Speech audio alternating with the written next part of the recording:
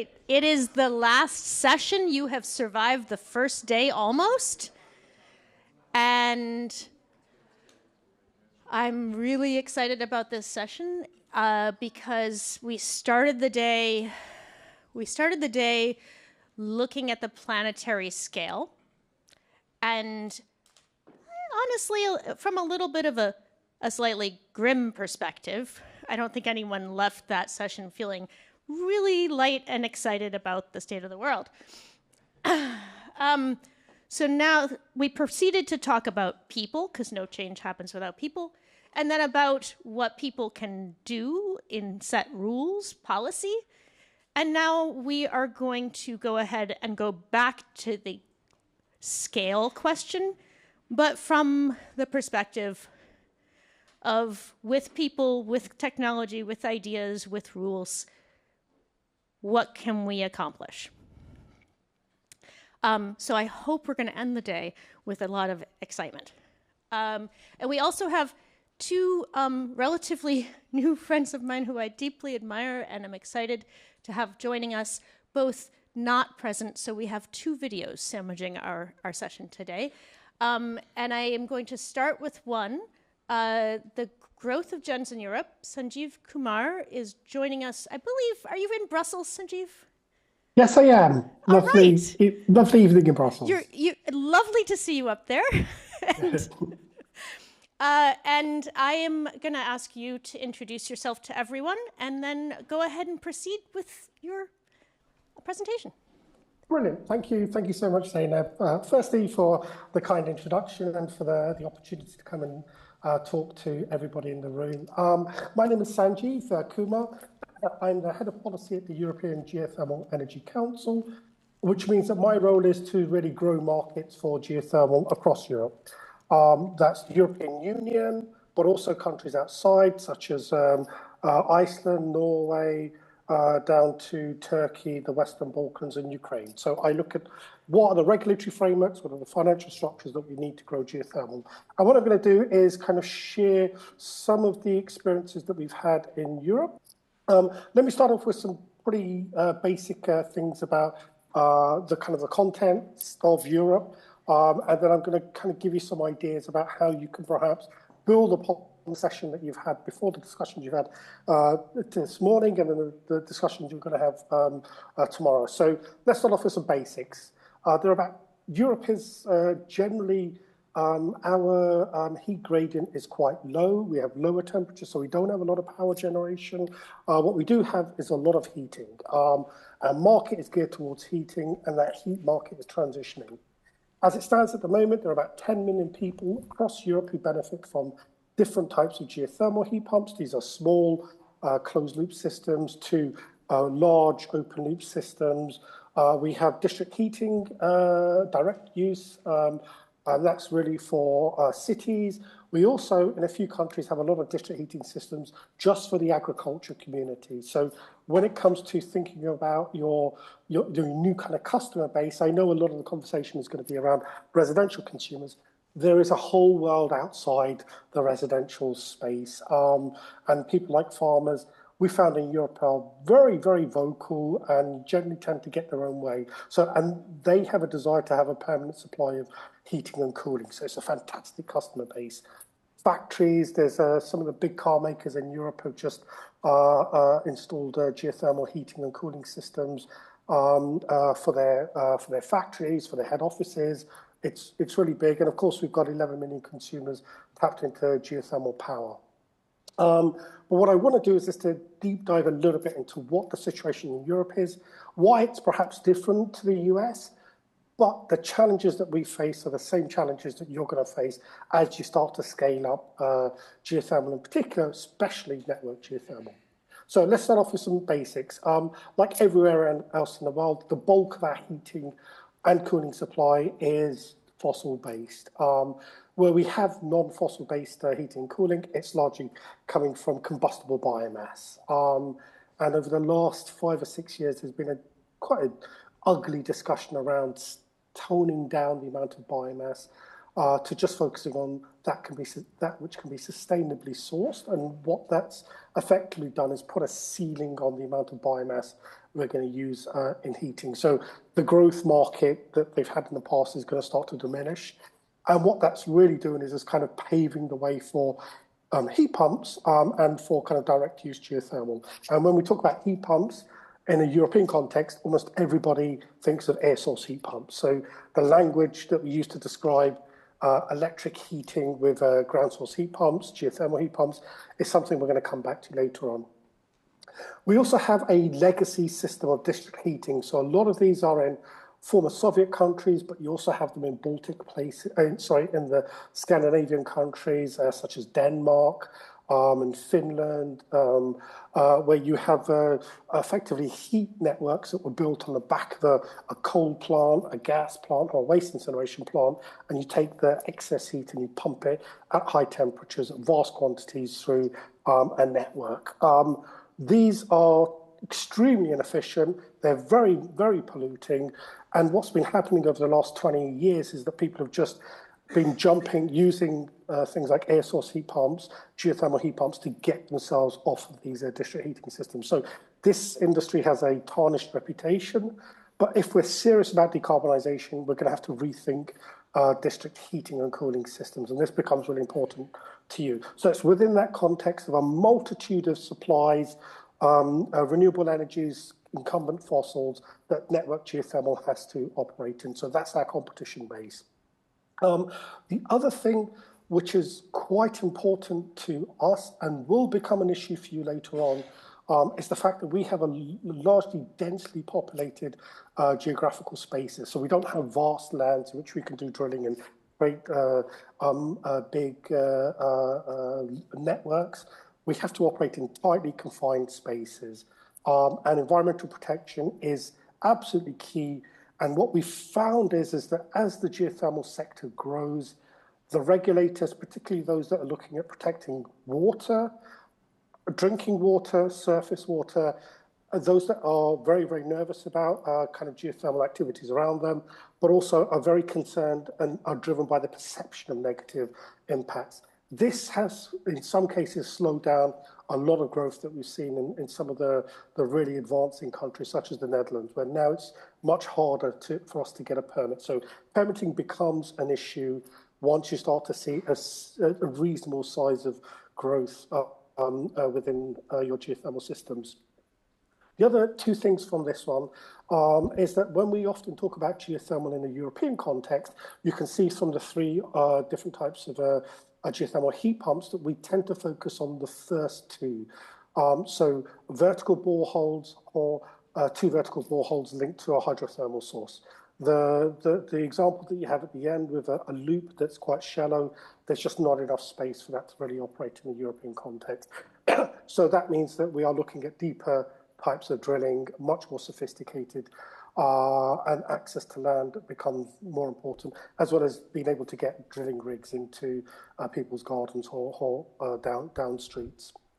One of the other things that's happened is in a few countries where the market started to grow and it hasn't been regulated, we've had the issue of thermal interference, where people have been kind of installing geothermal heat pumps in their back gardens, but they're too close to somebody else's back garden.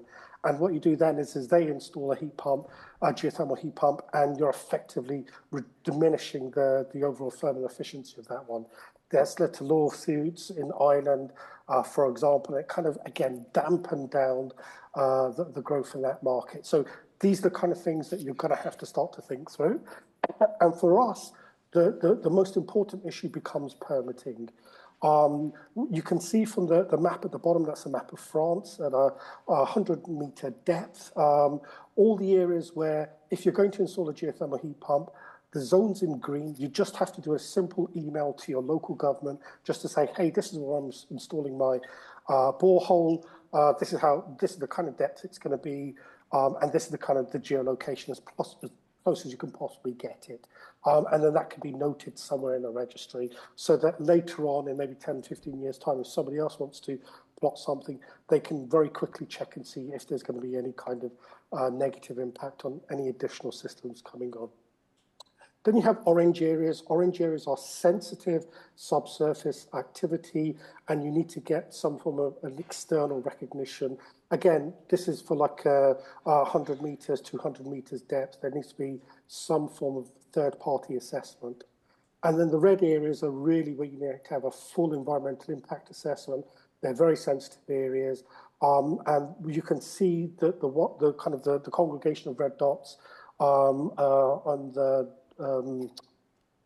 eastern part of France is the Alsace region, and the Alsace region is a volcanic region. There have been examples where people have drilled geothermal heat pumps, and in one case actually damaged 8 or 9 properties within a village, and that led to a variety of lawsuits and really did give a negative impression to geothermal. Even though France is one of those countries that's really gung-ho in Alsace, the mayor of Alsace, all of them don't like geothermal. I mean, they lump all geothermal into this basket. So we need to be very, very sensitive around the environmental impacts as your market starts to grow.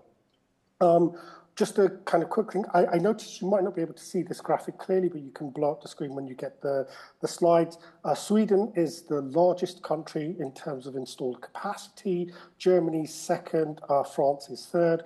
But really the countries to look at, if you're going to look at them, are Belgium, the Netherlands and Poland. These really have grown roughly over the last decade. There's a new entrance, and that's where all the innovation is happening. And part of the innovation story in a country like Belgium is around network geothermal. I'm going to come on to that later on as to why that's the case. And then what you can see here is on the figure 14 is the kind of the density of heat pumps per 1,000 households. So again, Sweden is the most populous country. In Sweden, home buyers generally tend to look at 5 criteria when they're purchasing a new property, and a geothermal heat pump is normally the 4th or 5th thing that they look at. Before the construction industry collapsed in around 2020, geothermal houses with geothermal heat pumps sold for 12 to 15,000 euros more than houses that didn't. So there was a clear recognition in a mature market that this really does add value to your property. We haven't quite seen that in other countries, but as they start to grow and they become much more populous, we expect this to be Estonia to be the next big country where you've got a lot of geothermal heat pumps in there. Now, what's happened is that you've had the kind of conventional story around district heating and geothermal heat pumps, and then out of nowhere, network geothermal came onto the scene, and they were young and sexy and fresh, and everyone's like, "Oh my God, I need to have this." But this has come really from 3 angles. So the first angle is that district heating, you had a lot of people leaving district heating systems, and what you started to find is that they were in communities. And once you start to take a community off a district heating system, the overall cost profile and the efficiency of that district heating system become a problem. So it's caused some negative tension with the district heating community. On the other hand, you've had lots of people who were looking at doing their own individual installation, and then they suddenly realized, well, actually, we can band together and create a community energy scheme. And in a country like Belgium, community energy is really the thing that's driving this push towards network geothermal. It's not just communities, it's property developers, it's rural communities, it's a variety of people who are just saying, look, it makes sense for us to work together to build a common infrastructure because then it's so much cheaper. And just for full disclosure, I'm trying to set one up in my street. I live opposite a school. I want the school to have all the boreholes and for us to pay a small fee to connect to their system. I've got of the 72 houses in my 2 blocks, we've got 30 so far who are keen. We need to get everyone else on board, and then we need to lobby the school to agree to do this one and get some way in which we can finance it. But individual installations are not the default option anymore. People want to be part of a collective system. It's part of the normalization of the technology as well. And then the third element, and I'm going to spend a bit of time on this later on, is the planning aspect. Because Europe has been heavily dependent upon imported gas and the crisis that happened after Ukraine was invaded, the kind of response was saying, okay, well, we need to make someone responsible for planning a transition. And whilst you'll have all the kind of campaigners saying, look, the revolution is going to be exciting, we're going to be manning the barricades, it's not true. The energy revolution is all about logistics and planning. and finance. That's all it is. I can see Hannah smiling here on this point, but it really is that pedantic. You need to know, you need to get out maps of streets and start working out, well, actually, what parts can we convert quickly? Who goes first, who goes second, who goes third? But more importantly, who makes those decisions? So let me give you some examples to kind of illustrate this transition.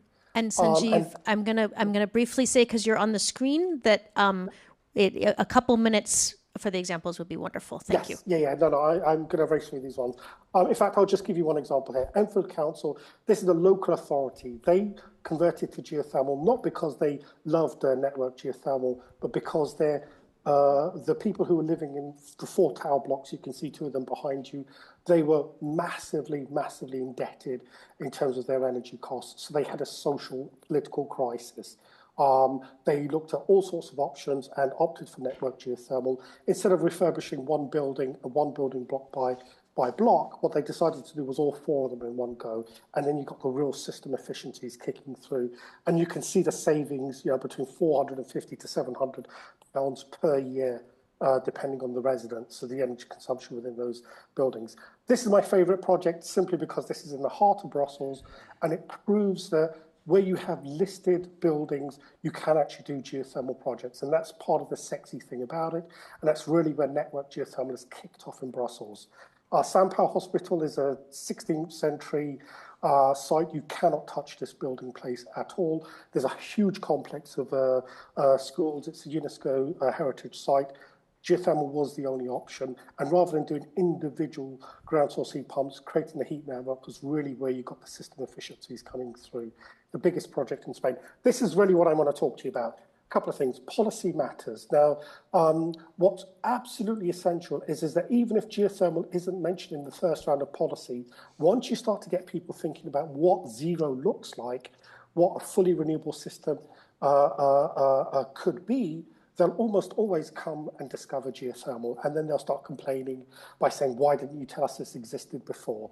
And what happened in Wallonia, which is a small part of Belgium, is as they invested, just put 35 million euros up front for some very basic grants. They did a lot of iconic projects, but more importantly, you had Carno, the energy company, all of a sudden become a national champion in network geothermal, and Resiolia, who were the engineering design company, are now winning contracts all across Europe. So there's an industrial policy story more than just the energy savings. But what I said earlier, the planning bit is absolutely essential. And the 2 key things in the planning bit is to make sure that whenever you're conducting a plan, it has to be based on local renewable energy supplies. If you take those 2 words out of it, you will end up with biomass, you'll end up with a variety of Frankenstein solutions. If you want to keep it towards geothermal, you've got to focus on the locality and the renewable aspect around it. But really, what's super pertinent around this is the fact that words matter. So when we describe network geothermal, the reason why we'd say network geothermal and not 5th generation district heating or network, heat pump networks is that they don't have the word geothermal in. And if you don't have the word geothermal, you're going to miss all of the things that you need to go through to get to the network geothermal system. Always focus on who makes the investment. So in some of the examples I've showed you, it's the local government, it's a community, it's a property developer. Their needs are completely different, but the way in which they access finance is also completely different. So it changes the gambit. Business models are the most important thing. It's not about can you do the project, it's about how do you make it profitable for everybody. And that's where the innovation around whether you have an on-balance or off-balance sheet, what's the size and the length of the project, how do you build in the modules, how do you kind of disaggregate the different prices that people pay. This is the most important thing when it comes to designing a system at scale. Super important, drilling is sexy. So whilst everyone talks about the energy savings, the greenhouse gas emission reductions, that's great. But in the geothermal world, once you've done the installation, you will not see geothermal ever again, apart from 2 black pipes coming out into your heat pump. So the drilling bit is where you get people attracted. 2 more things, super important. You've got to have more and more people providing the service of designing and installation. The more you do that, the more competitive the price becomes, the more you start to get suppliers chasing markets. And this is really the space we want to get to. And then the final thing is that whilst we talk about the energy service delivery, the real political win is an industrial policy. Can you set up manufacturing, any part of the component features? Can you create companies who are design experts or training experts or drilling experts? That's where you get the real value for money, and that's where the politicians really start to wake up. So on that note, think global, think global, go geothermal. Thank you. Thank you, Sanjeev. And I see that you, your previous slide, you apparently agree with our administration's drill, baby, drill. So thank you for covering so much.